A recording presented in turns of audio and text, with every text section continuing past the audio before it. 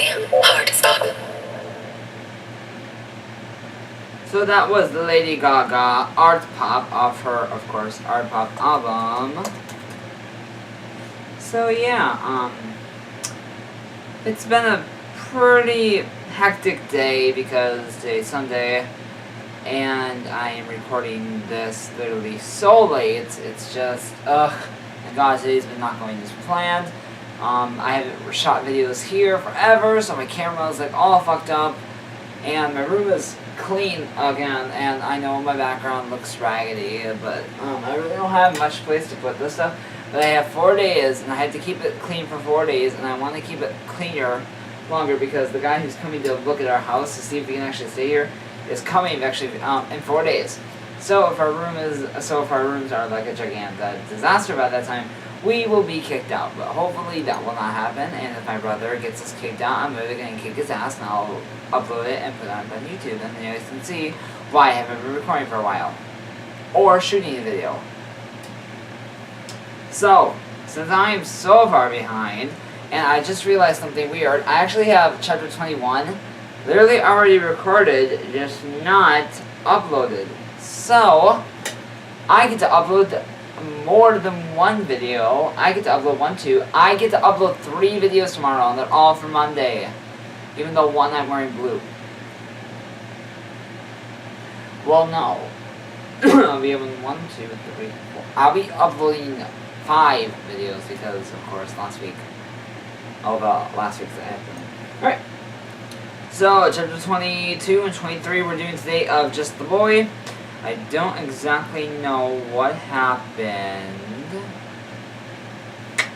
Oh, Tyler has gone into a very dark place, but I don't have time to redo this all. So I am going to go to 3 paragraphs up. So this is chapter 21. You made him cry. You made him cry in the public cafe. You know he is being publicly humiliated. But because of you, he cried. Justin kept yelling. I made Tyler cry? Why is he crying? What's going on? Nick, what did you hear? What did he say to you? Where is he right now? I pulled Nick's hands off my shoulders and began to shake him. He lost his energy, his fire. Justin, who are you talking about? Dylan lightly touched my arm. I moved my arm away from him, clearly telling him not to bother me. Justin, Nick started muttering, break up with him. Chapter 22. So, you actually know him? Anne nearly shouted to the whole street.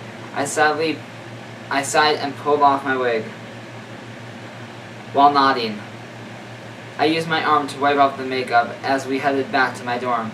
Along the way, we stopped so I could change behind a tree. I handed the clothes to Anne so she could take them back to her sister. Almost to the front gate, Nick ran to us. Anne, let's go. He said, grabbing her arm and storming off. He zoomed by so quickly I could barely see his expression as I walked through the gate and felt like a zombie land. Not a soul in sight. Usually a few people hung out, but today, absolutely no one.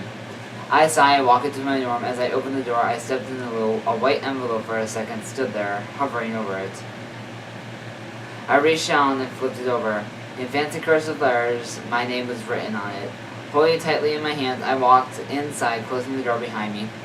Before opening the letter, I flopped onto my bed at the ceiling and stared at the ceiling. Nothing in particular caught my attention, but staring at the ceiling and whenever bored or thinking of something to occur. I held the letter over my head and quickly opened it.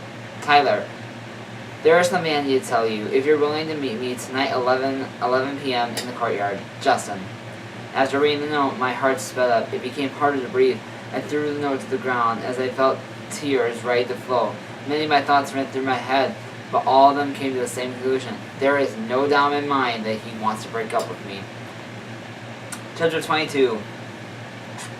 Time passed by as it slowliness. Maybe it was me being anxious. Could it be that he wanted to break up with me? Could it be that he won't break up with me? It's true, I've been avoiding him, but as we fought to be with me last year, he desires to have me. Have he gotten too selfish to think that he still wants me?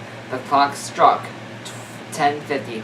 I sat from my bed and walked to the door. As I opened, Caleb stood in the doorway. Hey!